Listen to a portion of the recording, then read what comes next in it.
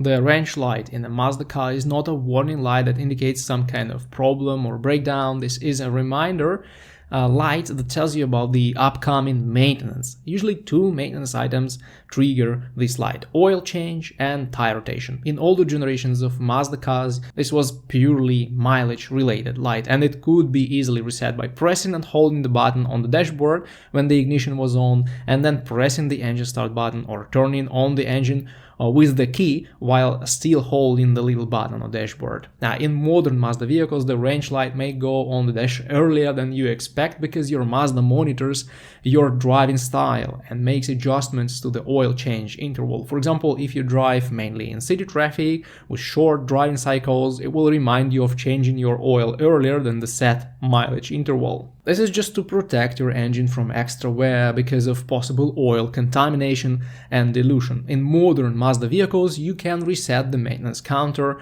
easily through the infotainment screen. You need to go to Applications on the main screen, then choose Vehicle Status Monitor. You will see the maintenance items that are due now, and you can just choose the needed item and reset it through this menu, which is quite handy. Also, you can adjust the mileage intervals here and get the reminder to change your oil more or less frequently.